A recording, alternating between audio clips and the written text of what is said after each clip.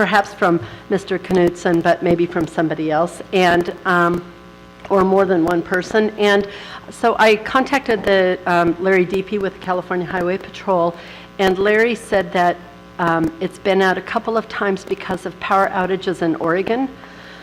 Excuse me. I don't know how power outages in Oregon. I mean, of course, our power comes from Oregon, so I understand that. But I don't understand why we wouldn't have a backup power source for something as important as the tunnel lights. And I don't know. This is his report, and he said he would continue to monitor it. But given the severity of the situation, it seems like if the power was out and the lights were out, some kind of emergency lights would come on in the tunnel itself. I don't know, but I think it's an important topic. I sent a maintenance service request. I didn't actually know what I was doing. I filled out a form that I was directed to by Caltrans Public Information Office, and they sent me this link, and I filled it out. I was very clear in my language that the lights were completely out, but their response seemed to indicate that they didn't believe the lights were totally out, but that they were only partially out. So I have 10 copies of this response. If you'd like a copy, I can share it with other folks. But they basically talk about the type of lights in the tunnel, and that they are out 50% on occasion because of because their eyes are already adjusted to the darkness. So about half the lights are programmed to go off at night. But that's not the case. So in this request, they answered a question that wasn't asked. I didn't say the lights were half off. I said they were fully and completely off. In their summary, the nature of the situation, it summarizes here, I had 3 reports that the lights have been out in the Collier Tunnel,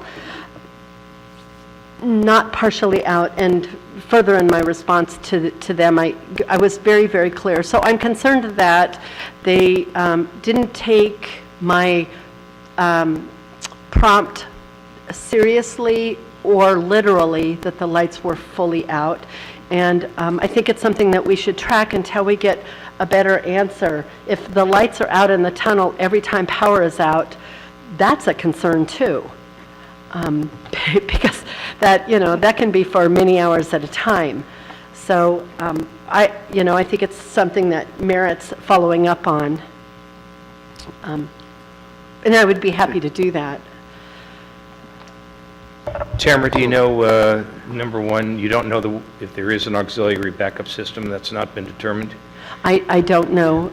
I don't recall ever knowing that the lights have not worked there. Has there ever been another incident? Well, just asking around my family, my mother said that she experienced that. The Public Works staff has said that there's been more than one report, but I don't know who. I have encouraged folks through our Facebook page to put a note on our Commonplace page if they have noticed that the lights out at the Collier Tunnel.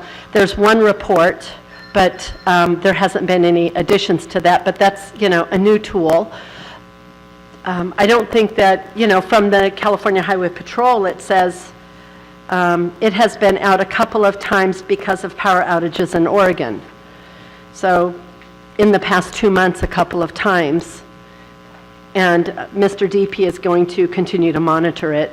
The California Highway Patrol might be our best resource for keeping up with that. I don't know how to monitor it. I mean, I've been through that tunnel plenty in my life, and I've never had the lights out. But if it's, very random, I don't drive through it daily. Yeah, neither do I. If you could keep following up on that and liaise with the CHP, I think that'd be the best course of action. Okay, and I'll perhaps add a topic for discussion in our next meeting, just to prompt me to follow up with you. Maybe an additional reach out to the Caltrans folks who probably didn't quite understand your concerns and see, maybe report back what they Right. And I'm have said. hoping Mr. Tucker would help with that. We can check in with it after the meeting. Yeah, I can't speak to the outages specifically, but I know that we are in the process of There's a project in place to replace all of the existing lights with LED lights. So I'm not sure, I was just reading through the email that I received on the subject, and yeah, it didn't really speak to, I know there's been some work in the area, but I don't know if that's related to the outages or not, or like you said, power outage in Oregon. So yeah, I can follow up to get more information.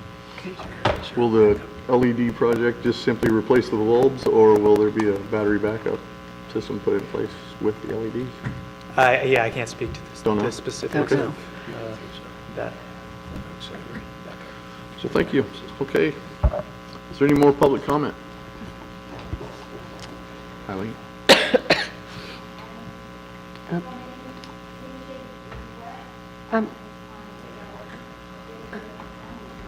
Yeah.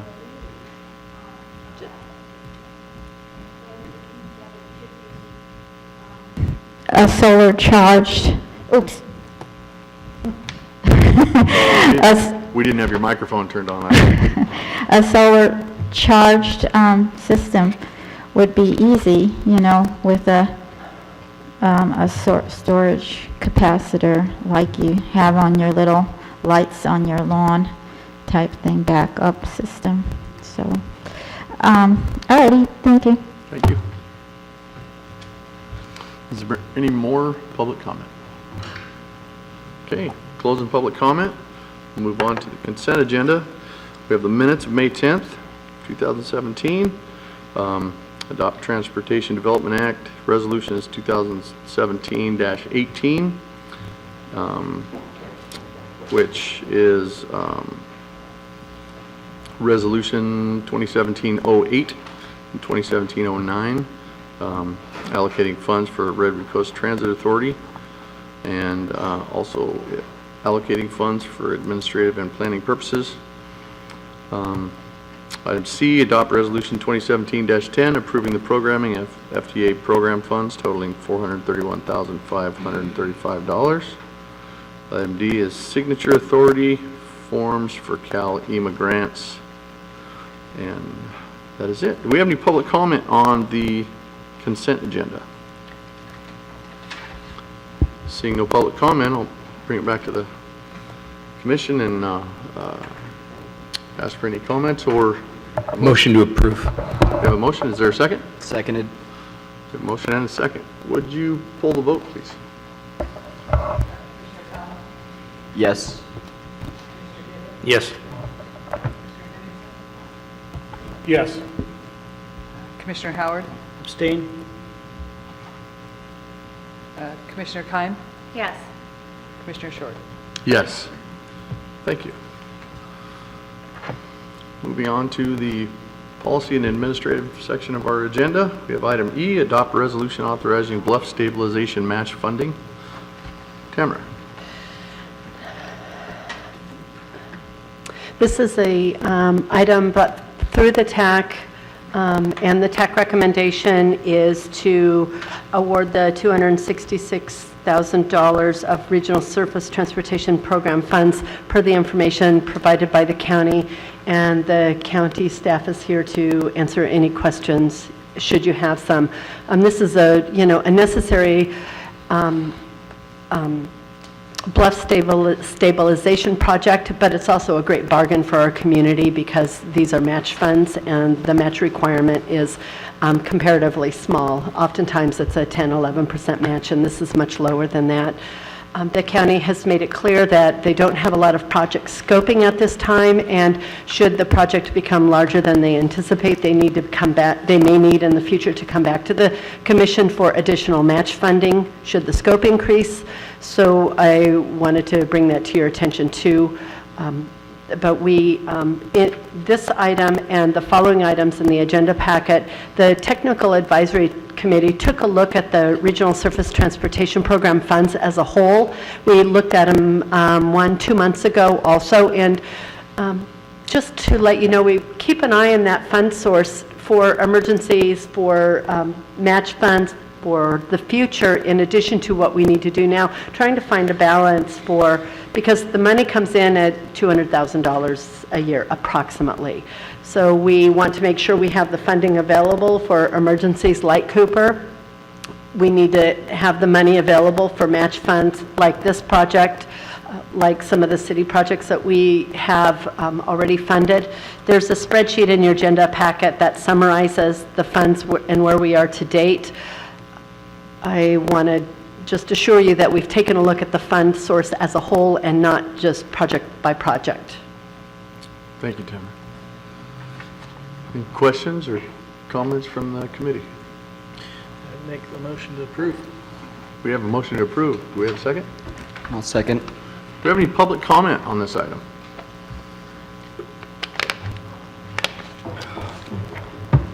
I have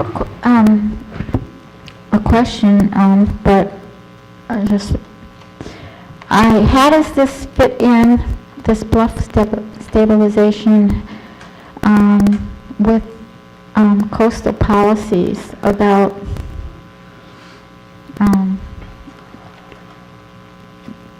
bluff armoring?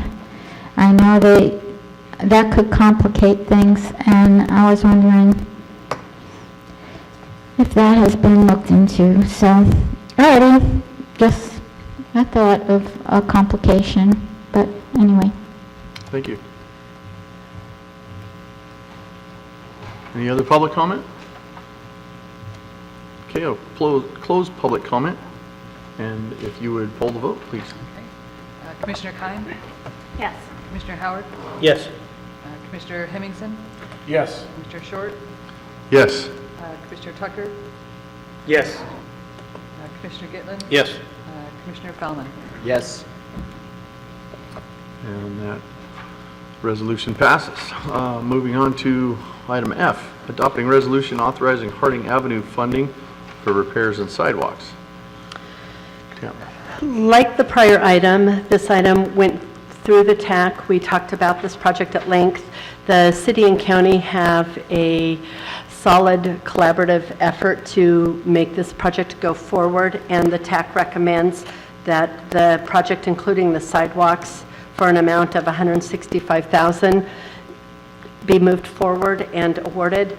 It's likely that the project will be less than the $165,000, but because the build is going to be so soon, we decided not to, try and rescope the project. What isn't needed won't be used, and it will revert back to the RSTP account. Everybody is very conservative about spending those funds because we all know we can spend them once. So the more money we revert back, the better it is for all of us. So again, the city has a staff report that they've included in here, and they're here if you have any questions. Is there any questions or comments from the committee? Seeing none, I'll open it up for public comment. I think everybody, it's pretty cut and dried project there, Eric. You might be off the hook today. Any public comment? Move for approval. Second? Has been motioned and seconded. Can we pull the vote, please? Commissioner Hemmingson? Yes. Commissioner Gitlin? Yes. Commissioner Kime? Yes. Commissioner Fallon? Yes. Commissioner Howard? Yes. Commissioner Short? Yes. Commissioner Tucker? Yes. And that resolution is adopted also. Moving on to item G. You're certainly welcome to, Eric. That was You easy. just want to work more? We're very familiar with failed culverts. Yes, no, if I could just take this time just to get some public information out and inform the commission of actually what's going to happen. So I definitely appreciate the unanimous decision and fast movement on a critical project. So the project's going to commence on Monday. Harding Street will be shut down indefinitely until the project is completed, so that is June 19th. That's immediately following the school season being completed. We will be working hand in hand with the county on this. One of the biggest components is the sewer bypass. So that's going to be the first order of operation. You might see several Vector trucks, Roto-Rooter trucks, Tuesday or Wednesday of this following week just to bypass it. It's a 10-inch pressure sewer main, 3,200 feet in length that we have to bypass. We happen to be at the low point of that pressure sewer, so when we turn it off, we have to then deal with all of that, not to mention bypassing. Big Roto-Rooter trucks? There'll be several to bypass that Oregon lift station. But anyway, so that's going to be the first order of business. So if you see several trucks out in the middle of the night, that's what we'll be doing. And then right after that, the county will commence. They're thinking about 2 weeks or so to actually replace the culvert. Immediately after that, we'll be rebuilding the road. And as Tamara said, pedestrian improvements in this critical school stretch are also included at this point. So, Very good. Eric, just a quick question. You're closing it from El Dorado all the way through to where? The entire street? So people who live on the cul-de-sacs, Lincoln Court, et cetera, what's their access? It'll be closed just west of Truman Court. Truman Court, So yeah. the people that live in the cul-de-sacs, Truman Court, Lincoln Court, they'll still have access off of North Crest. And then the houses that are on the west side of the culvert, they'll have access off of El Dorado. So I know there are some homes on the south side of that street. One or two homes are kind of buried in the bushes there. Yeah. They'll have access to exit, ingress and egress? They will have access. We're going to make the hard closure just past their driveway, so they'll have access from the El Dorado side, those houses that you're talking about. We might actually close the street up a little bit, but it'll still be open to local traffic for them to get to their driveway, and then we'll have K-Rail as a hard closure closer to the actual work site. Very good. Eric, can I pin you down a little closer on indefinite closure? So, yeah, so we are anticipating. I understand if there's weather or something like that, that would be an issue. Once we start, obviously, we just can't stop, so that's the indefinite, but we're anticipating mid-July, we will have the road back open. Weather should cooperate a lot more than what it did with our Cooper Street experience, at least that's the hope. Okay, thank you, guys. Thank you, Eric. Thanks, Eric.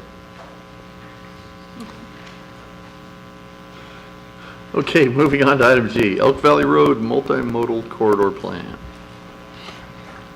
Thank you. This is a product of our 2016-17 overall work program. We've been working on this multimodal corridor plan for many months now. We have vetted the draft through some core members of the team, and Caltrans has reviewed the draft document.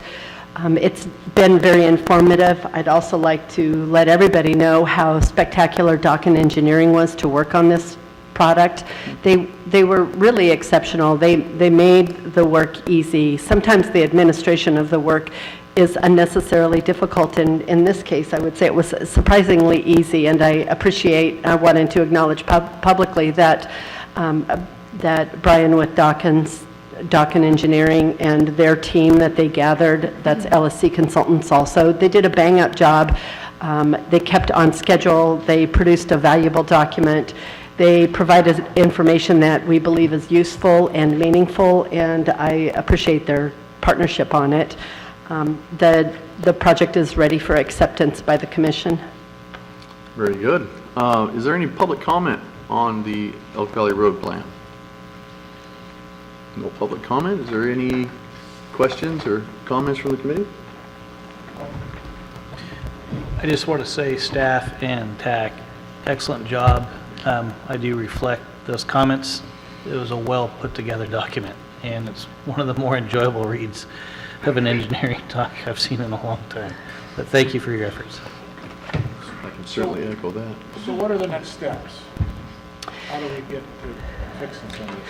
We have a project initiation document, or a PID, in the 17-18 work program right now. We don't know the nature of that, but we have that project funded in the work program. So if there is a next step moving forward to construction, that would really be a decision for the county, because it is county infrastructure to make that decision. But preempting the conclusion of this document, because we have to work on the work program beginning in December and January, we included project initiation documents for an Elk Valley Road project in our work program beginning July 1. So we will be narrowing down potential project moving forward with a PID that's already funded, and that will be with the leadership of county staff and the TAC. So that's our next step. Any other questions or comments? No, I'd like to make a motion at this time to accept the Elk Valley Road multimodal corridor Thank you, plan. sir. I think we just need a consensus. Do we have a consensus to accept? Then Roger? Yes? we do. We do have consensus across the committee, so we will say that that is accepted, that the committee has accepted the Elk Valley Road multimodal corridor plan.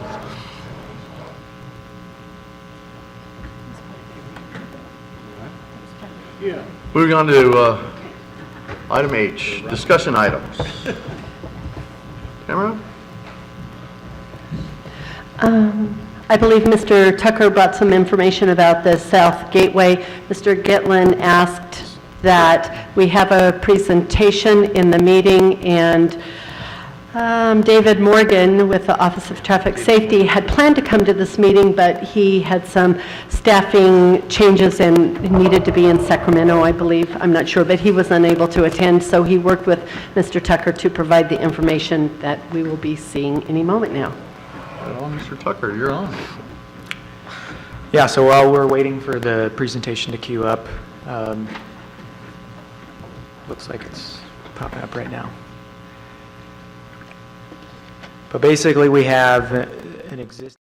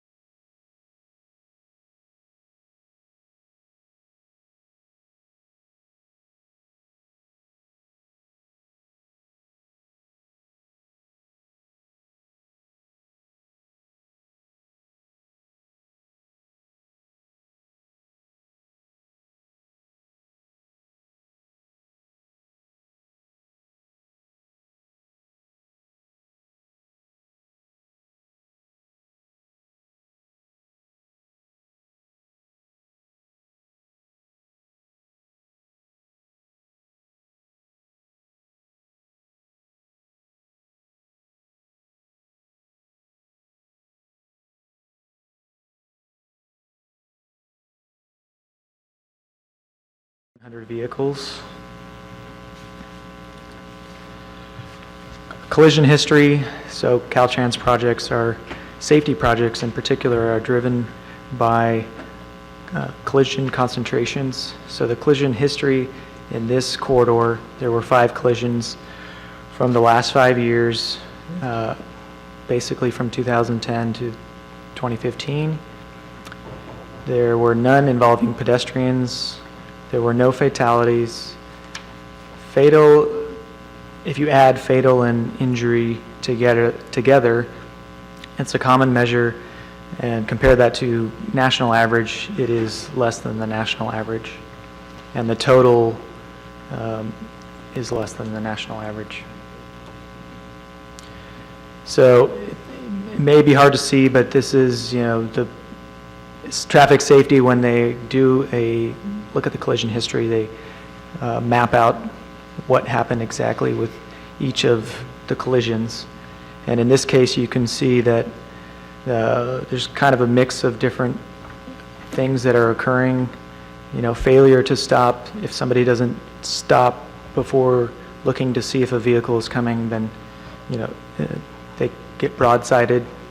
So there's 3 of those. There's one incident of speeding. So the person was traveling at a rate of speed where the vehicle that maybe pulled out in front of them or was just driving in front of them slowed down and they weren't able to stop in time. And the other was under drug influence, was considered a factor. It was a head-on collision at that looks like Anchor Way, or no, that's Citizen Dock Road intersection.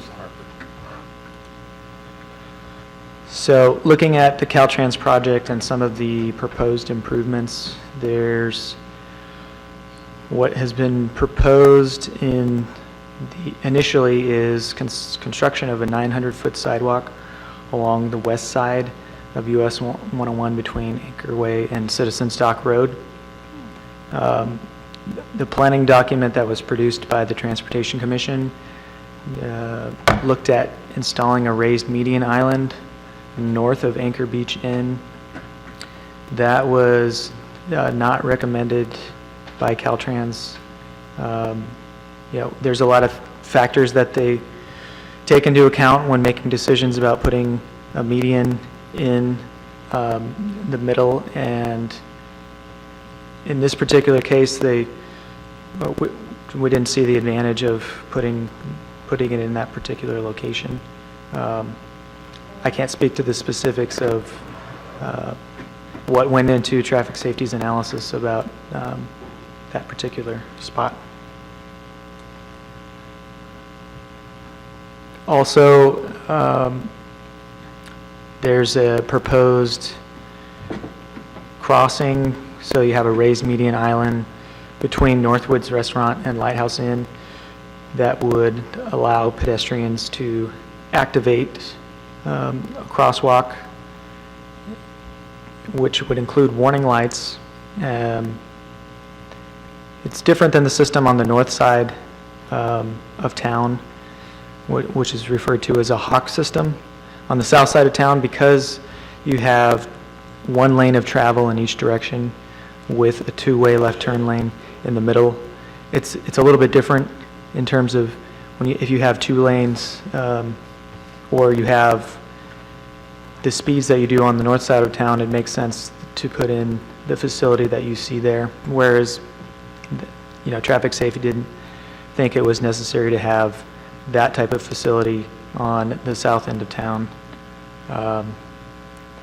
And so there would have to be some coordination with, the existing trail and how we get people across the highway and then connect to the existing trail. In that particular slide there, how does that affect the traveler or the traffic coming out of Northwoods going southbound with that raised median right there? They're going to miss out on that left turn lane? Not going to be able to pull into that left turn lane? So you're talking about turning out and going southbound? Yeah. So, it looks like there's enough room there. I would have to consult traffic safety, but it looks like there's plenty of room to turn into the centered turn lane and then proceed southbound. Looks to me. There's their driveway. Oh, this is parking. So- I was thinking this was. The raised, So yeah, it's always difficult to locate, raised median islands when you have a large concentration of driveways. But because you can see that the sidewalk, the shoulder is really wide and then it kind of narrows. That's a great location to put in a crossing, because you visually, as drivers are going northbound, they're going to see that the facility is kind of narrowing down, and it's kind of a visual cue that, the facility is changing. So that was, there's a lot of thought that goes into where that was located, and I think, it's fairly consistent with the Transportation Commission's plan for a crossing in that area. I don't know if it's the exact same spot, but I don't know, Tamara, do you have any thoughts on that? It is in a slightly different spot. I'm trying to sort of go through it was closer to the proposed crossing in the planning document was farther south, I believe. Closer to the... Fisherman's Restaurant. The restaurant, whatever it is. Fisherman's. No, in the other direction, sorry. I'm so local. Good Harvest, thank you. It was farther toward Good Harvest and just past Good Harvest, but it serves the same purpose. The taking out the pedestrian bridge, and that term being used sort of loosely, that pedestrian bridge is something sort of makeshift that somebody put in to be able to cross over that deep ditch. But that is the pedestrian path right now that folks use, and we can't eliminate the existing pedestrian bridge with the belief that nobody will put one up again. So I think that it's really the right thing to do to include a pedestrian bridge over that ditch and perhaps work with the Harbor District to complete that path that goes onto their property and onto the trail that goes through, that we helped fund anyway, that goes through the harbor property. So that would be a really good connection on, wherever that path ends up being, to connect to the harbor's property and work with them collaboratively. I know they have a lot of concerns about the improvements in this area, and they would, I anticipate, would be pleased to work with us, with Caltrans, to move anything forward to help pedestrians cross. Okay.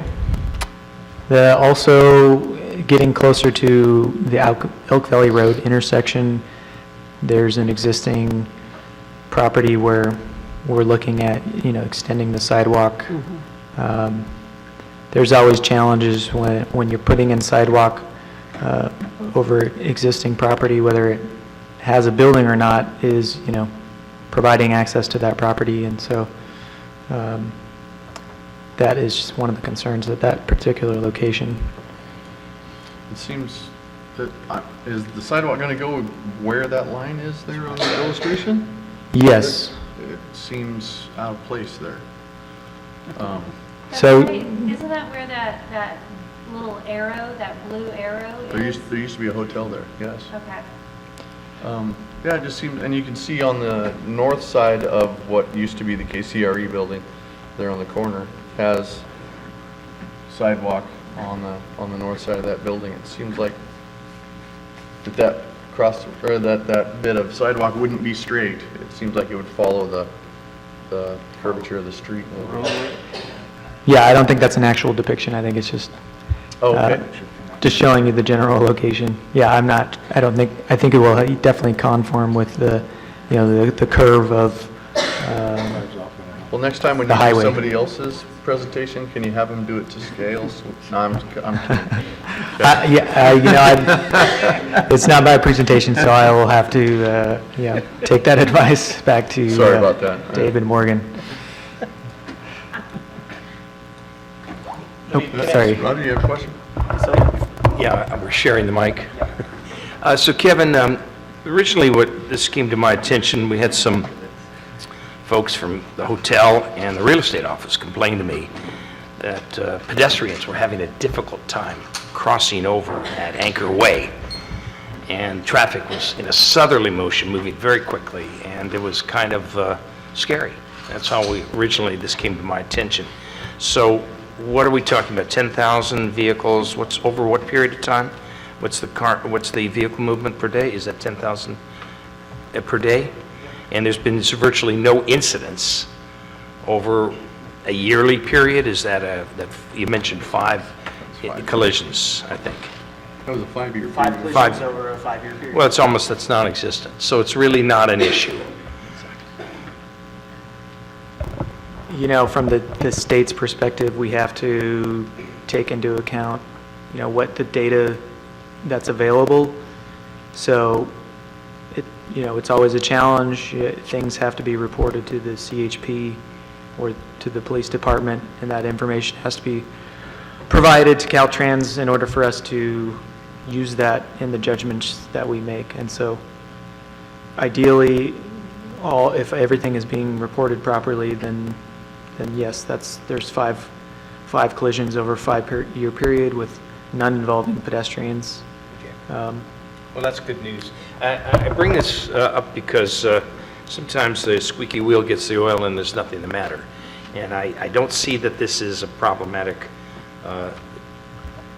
corner there, that Anchor Way, where people are trying to access the harbor. Now, here it is summer months, so our traffic is up, our foot traffic is up. I'll double check with the folks at the real estate office and the hotels and restaurants in that area to see if they're getting complaints. This is some few months ago that we actually had heard about this, I think when I brought it to your attention, Tamara. So I don't see this as a situation which is anywhere near problematic. I appreciate the presentation, but it doesn't rise to the level of an intervention. Did you do any speed studies on the traffic going north and south? I know coming into town slows down, but as people are exiting. I don't have the specific date when the last speed survey was done. I know part of the study that was funded by the Transportation Commission included looking at speeds in the corridor. Speed was not an issue in terms of how we evaluate speed in California. You know, speed is based on the 85th percentile, so the speed limit is whatever people are driving, the 85th percentile, that determines what the posted speed is. And so based on the speed survey, you know, it was consistent with, you know, Caltrans standards and state standards. That's 55 in that immediate area that we're talking about. It's 40 past Elk Valley Road, and then there's a 55 mile an hour, so right there. I don't think it switches to 55 until you get to the beach.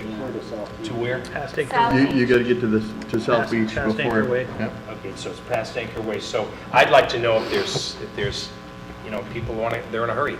They're leaving town and they're going south, or hitting the accelerator and moving quickly and then intimidating traffic, pedestrian traffic. That would be my only question on that.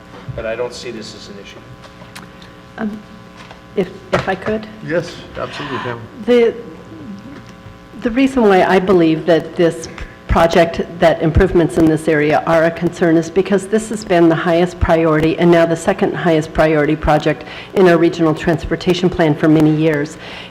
We have many concerns expressed by our community about both our gateways, and while the accident rates might not be high, the community comfort is very low. And we, from the real estate office, from the harbor staff, from the harbor commissioners, from many folks in the community, this has been a project that has been on our radar and maintains on our radar because of the community concerns.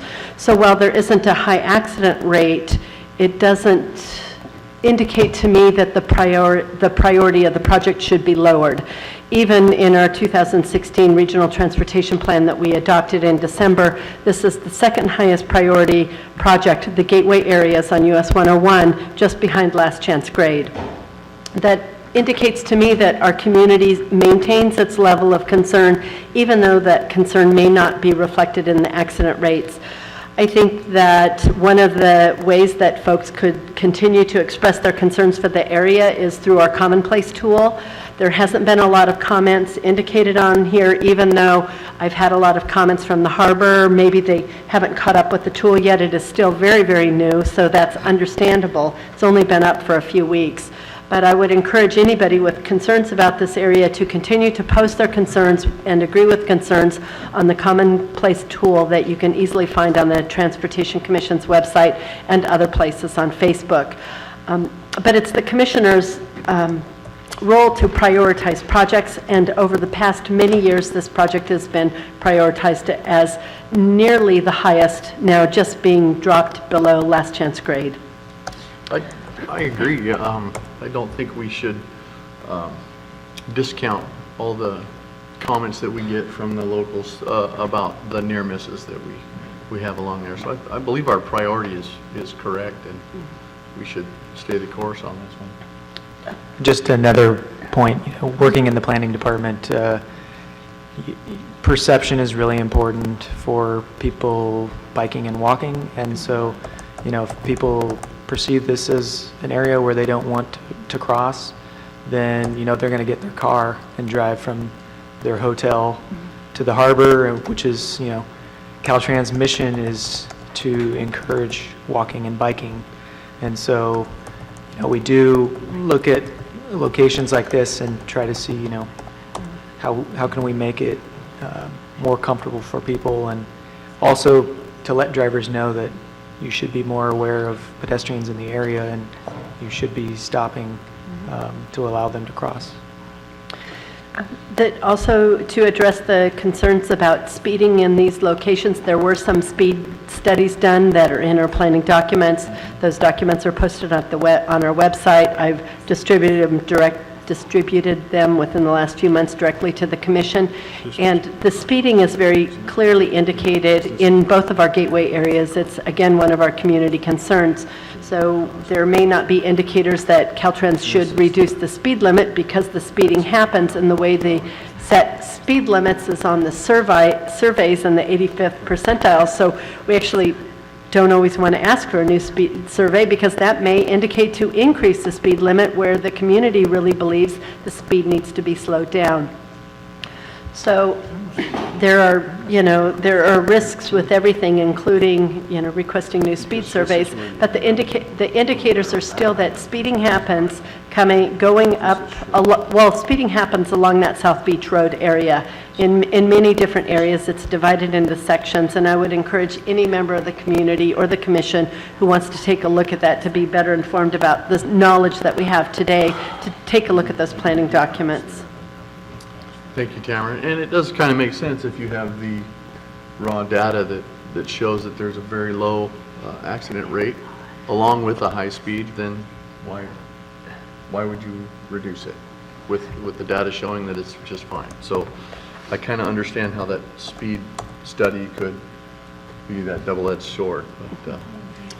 But, any more questions from the committee about the Gateway project? Kevin, were you finished with your... Yeah, that's the conclusion Yeah? of the presentation. Thank you very much. Any public comment about the South Gate corridor? Hi, Eileen Cooper. This is my little backyard.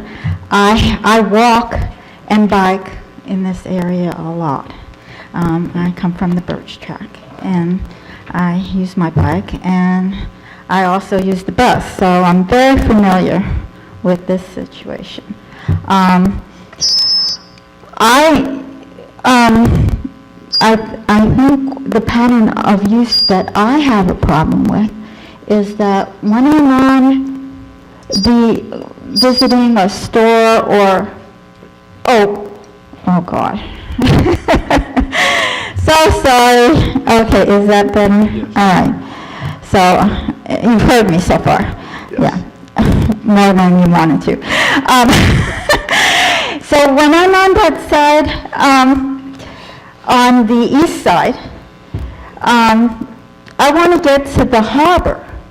And I don't want, I'm coming from the south, and I don't want to go all the way, if I'm walking from one of those little stores opposite the harbor, I don't want to go all the way up, cross that wide street, Elk Valley Road, and then come back down, where the light is, and then come back down and walk all the way to the harbor.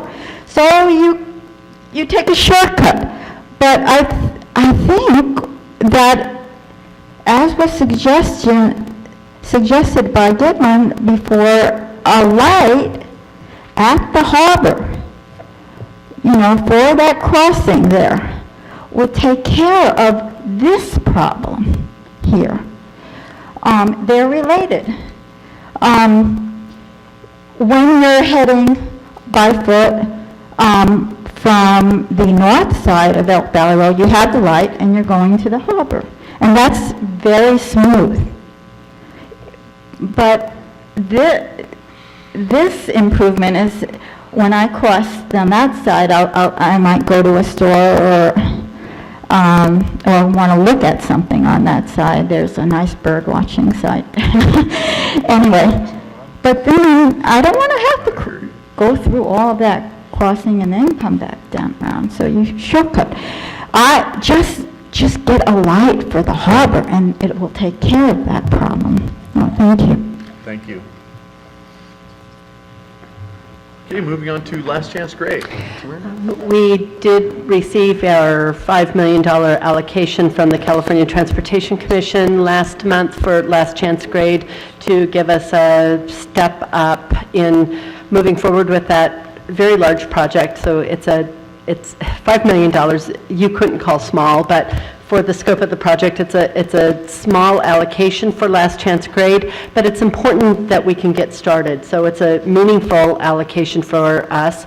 I did pick up after the meeting some extra copies of tab 55, which was all the letters of support that we received for the project, and the letters of support were noted by the State Transportation Commission that there was quite a stack there. It's an impressive stack of letters, and I have copies here if any of you would like to see it. I could also probably scan them in and email them. They were extras, and I just grabbed them off the table because they were going to be thrown away. But I appreciate the letters of support that everybody sent out. Keep your pens handy, because I think that we'll be writing those letters of support year over year for many years to come, and we just need to continue to support this project until it's done. It was, as you say, relatively, in the scope of the project, was a small amount of money. It's still a very huge thing that the Transportation Commission recognized that we have an issue that needs to be dealt with, and they've taken that step to move toward fixing it. So it was a big step at the same time. So, Roger. Yeah, Tamara, what's the timetable, or has one been developed yet on this allocation of this $5 million? I believe that the work is starting nearly immediately. I don't have This is the an drilling? exact... This Yeah. is the drilling? This is the exploration. There's a lot of process that needs to happen also, but this is to explore the sites and potentially eliminate sites that are not buildable, give us more information so we can move on more into the environmental phase without exploring sites, spending a lot of time and money to understand sites, potential bypass sites that are not feasible. So, I'm trying to, sort of summarize this without giving technical information that I don't know or have at this time. I could get a schedule for this $5 million and provide it in the next meeting. That would probably be comparatively easy to do, so we can track this, but it's going to move forward pretty quickly. I expect that this will be done in the next year to year and a half, is my understanding. I appreciate the updates, and we have information to release. If it's something to tell us about that the public wants to know, that would be helpful. And it's my understanding that the risk assessment will start middle of July with feet on the ground from Federal Highways. Okay. Morgan. I can add a little bit to that if you want. I just got back from the North Deal meeting, talking to Matt.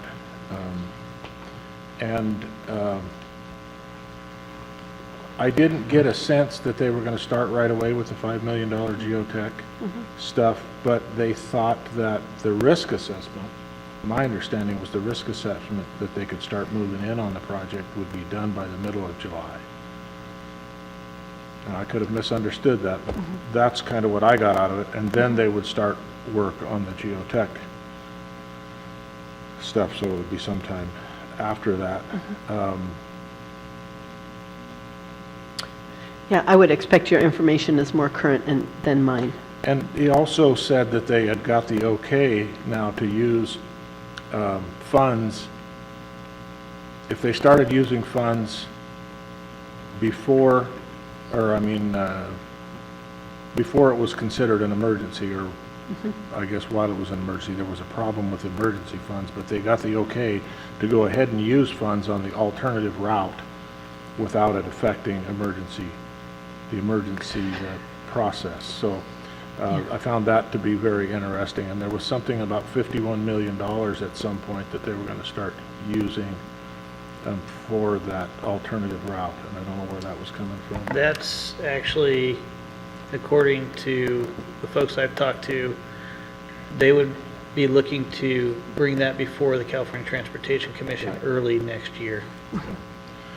So things are moving fairly rapidly, and in the whole scheme of things. So I'm pretty happy about that. Very good. As happy as I could be without it being started, today. But I was a little disappointed. I don't know if you want me to continue on. I got more to report from the deal meeting as far as 199, 197. We'll move right into it. Yeah. and I don't mean to take over. Certainly. No, You got go. something else? No, sir? Anyway, I was extremely disappointed, and I let Matt know that, that the letter of concurrence that he promised me was ready to go, and said that as soon as the legislation was passed, that Caltrans could be the NEPA go-to in California, that once that legislation was passed, the letter of concurrence was ready to go, but they couldn't do anything with it until then. Now, they've evidently sent it to the AG's office, that in turn sent it to the Department of Justice, and they're expecting this to be out by the end of this week. Now, that's the same story I've been getting for the last year and a half or 2 years, and it's getting a little bit old, and I let him know that, and, you know, basically he says it's out of their hands. John Driscoll happened to be there, so I asked him if he would take a look at that, see what we're doing, where we're going. They've had at least 2 years to go through this process already, and they continually put it off, and it's getting a little bit old. So I don't know where we're going, or I asked him who we need to get a hold of, and John said he would check into it. Once he gets back to me, I'll find out who we need to talk to, or if he can get it straightened out. Okay. Tamara, any other comments on, or any comments on 199 intersection at Elk Valley Crossroad? I don't have any comments or any updates on the 199 and Elk Valley Crossroad intersection, though I can note that there are several comments about that intersection already on our Commonplace tool. So thank you if you're out there and you made comments, or if you've encouraged someone to make comments, the more the better. So if you can log in, have folks log in, agree, disagree, write their own comment, whatever they want to say, the tool's there to accept comments and be a place to say whatever you want to say. So I would appreciate anybody who has anything to say about the 199 and Elk Valley Crossroad location to log into Commonplace, make comments, send me a letter. It doesn't have to be using that tool. Just continue to provide us information, noting whatever it is that you want to note. You love it, you hate it, you want it, this, you, whatever. Very good. We're continue to look for public comment on that location. See, you kind of combined 199 and Commonplace Update all in one. I kind of did. I do have some data in your packet about our Commonplace tool after 1 month. And I think it's very encouraging. We've had 271 total visitors as the date of this report, and that was on 6/9, so I believe that was less than 1 month of use, and that's encouraging. Most of our visitors, to my dismay, are coming from Facebook. I'm not a fan of Facebook, but I'm becoming a fan of Facebook for this tool only. I have decided, dang it, I'm going to learn to like it. I haven't learned yet, but And the Survey Monkey, you know, right. a lot of people do those, so. Right, there's a lot of ways, but the Facebook is the tool that is driving the most traffic to the Commonplace tool. And so, you know, just showing us that there is a role for Facebook in the community. So, you know, the data, I think the data is interesting, how many total visitors within the first month, and that's significantly lower now. I mean, many folks who are interested have already logged in, but we're going to continue to collect information from this resource, most likely through our 2020 Regional Transportation Plan update. So it doesn't have to be on one of the projects that's identified now. If anybody has anything to say, they can log on. It works actually easier from a smartphone than it does from your desktop. And again, if anybody wants to use the tool at a public resource computer, happy to meet with anybody at the public library, and I can, you know, lead through the login process and walk away while they say what they want to say. So I think it's a good tool, and I'm encouraged by the number of visitors, where they're coming from, and that we're receiving more public input. Very good. Any comments from the committee? On Commonplace or the Crossroads? Yes, Commonplace. Tamara, I'm just not a technically savvy guy and definitely not a Facebook user by you. Getting in and utilizing this program for those that aren't so savvy, or even locating or finding it, how could we get that interaction up? There's a direct link to it on the Del Norte Local Transportation Commission Yeah, page. I'm on it, and it took me some time to get there. Okay. So I don't know. So, like I said, I'm not technically savvy. If I'm thinking about reporting, how could I better market, how could we better market the utilization of this site, specifically report near misses? Okay.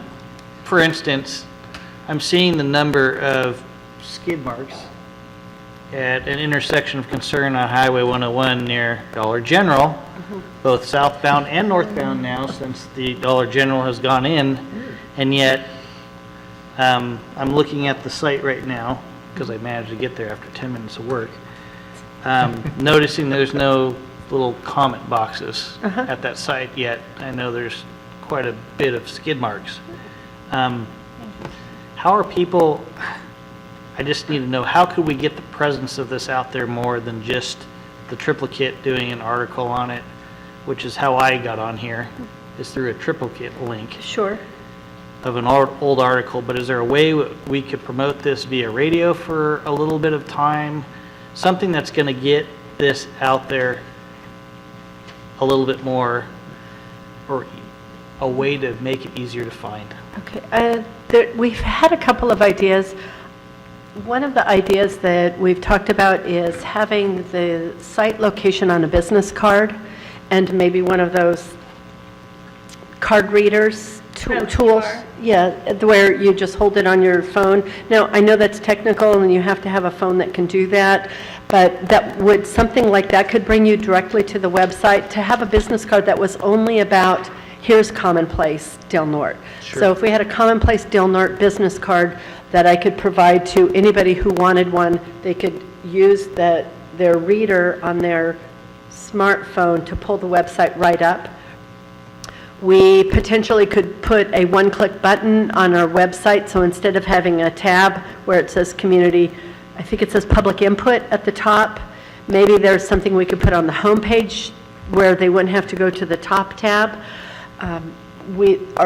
I'm a little bit discouraged that because I don't want our Commonplace tool to be the most important be-all, end-all thing. There's a lot of important things on our website, the Elk Valley Road projects on there. I mean, that current progress, but if that was what the commission wanted, was to have a button on the homepage of the Transportation Commission's website, we could do that. Radio is challenging because you have to remember what the website is as you're listening, driving, something quick to write down, and the website address is certainly not intuitive. Horrible. But the Transportation Commission's website is not so difficult. So something like that may work. If you wanted to promote it via radio, we could take a look at that. Our partners, I think the best chance, though, really is our partner organizations, the harbor, the city, the county, the airport, the Chamber of Commerce, those folks who are interested to continue to help us promote the use of the product, and that we would have a cumulative effect over time. I think that we're looking at it after 1 month. We need to take a look at it in 3 months, in 6 months, in 9 months, after 1 year, and see if we're getting the cumulative growth of visitors to the site. I could send an email to all of you with a link on it that you could forward to anybody if you wanted to keep it like in your drafts folder or something. You get a question from somebody, you could say, oh, I have that right here in my drafts folder. You could take that email and forward it to someone that would have a direct link. Any thoughts are welcome. I think it could be important, but I can't make technology so easy that my dad will use it. So, there are some barriers. You know, people can get on the phone and call me. They could say, hey, could you drop this pin for me here? And I could attribute their name to it, or their initials, or public comment called on this day. But I mean, it is going to be a barrier for some, and it's an additional tool, not replacing anything that we did in the past. How much would it cost for you to do an app? A Commonplace app, that is not their own. So I can look into that. Specifically for Del Norte, so I've got an app on my phone, I can share it with the rest of this community. If I see a near miss, I go to my app, I put a pin on the map, and I make a comment. I can To me, ask that that's- question. To Yeah. me, that would be the simplest for me, somebody who's not. So technically savvy. a Del Norte Commonplace app. App. I have no idea. And I won't, Mr. Commissioner, I won't eat up any more of your time on this. That's fine. Yeah, no, I truly, No, I I have, was just going to comment that on studies for other advertising input type of things, it's been commonly discovered that if you make it too difficult or too many steps for someone to take to get to the goal, they're just not going to use it. right. So I think I think the data shows that we should embrace Facebook, Right. whether we like it or not. But at the same time, that your one-click button on the homepage, yes, I agree. I don't want to drown out the rest of the site because there's a lot of valuable information there. But making that as easy access as we can from that site, I think is valuable. That's just my opinion. Well, there may be somebody that's already done that. The Is there app, anybody else using that commonplace? tons of people are using Commonplace. In other counties, I mean, that maybe there's an app or something that goes along with it? We are the first regional transportation planning agency who is using Commonplace in this way.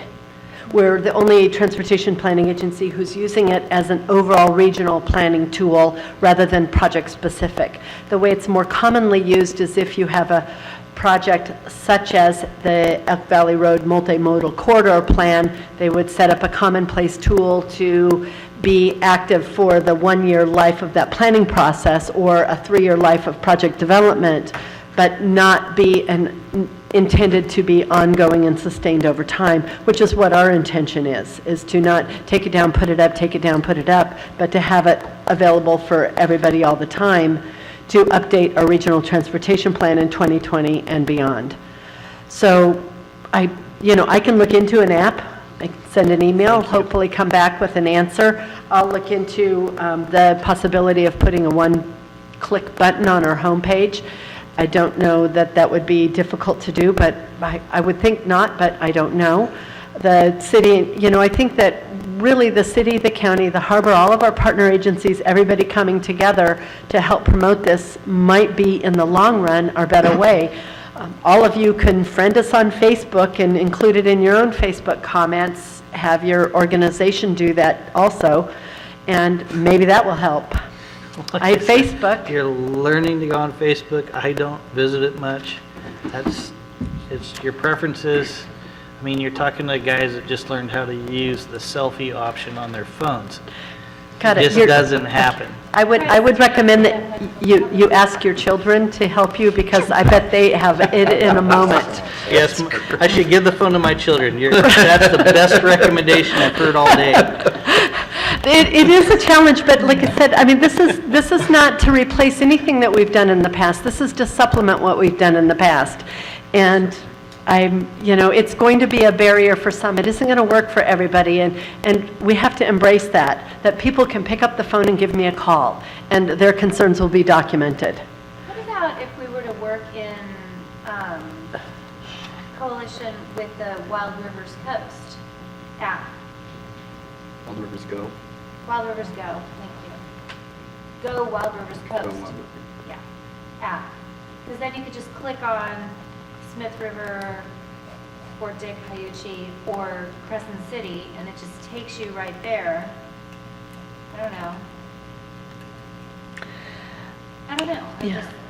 Are there other things like this that people already have? I don't know, I don't know either. but I will find out. Okay. Thank you, Jen. Any more technical questions there, Mr. Mr. Howard? truly, if you're driving and you see a concern, hand your phone to your child and say, could you post this on Facebook? And then you're safe because you're driving and it gives them something to do for 5 minutes. There you go. That is your direction from the executive director, Mr. Howard. So, Tamara, all right, All right. Mr. Fallman. should we expect to see commonplace on our discussion items every meeting? I would not anticipate it as a discussion item. We are anticipating to give updates quarterly for the first year, maybe every 6 months after that, but it depends on the desires of the commission. I was gonna- Right now, we'll have a quarterly, we're planning a quarterly update. Okay, yeah, that's what I was going to ask for, is Yeah. to make that request of, I think quarterly is appropriate, and pertinent comments, user traffic, that sort of thing. Right, if there's something unusual, we'll bring it back sooner, but our overall work program for next year commits to quarterly reports on Commonplace. Very good. Is there any public comment on commonplace? Okay, moving on to unmet transit needs. So I have initiated our unmet net transit needs process. It's a process that we do annually, and I thought I would bring this up for discussion in this meeting because we'll have a public hearing in our July meeting. We receive recommendations from our Social Services Transportation Advisory Council for unmet needs that we verify through a resolution annually. It's part of our Transportation Development Act requirement for transit and transit funding. Again, we commit all of our transit funding for transit purposes. The unmet needs process typically is a step necessary for diverting transit funds for non-transit purposes. We don't do that, but we are still required to follow through this process. So in our next meeting, we will have a public hearing for as long as it takes to listen to unmet needs. We will have a report from the Social Services Transportation Advisory Council. Part of the resolution will be their recommendations.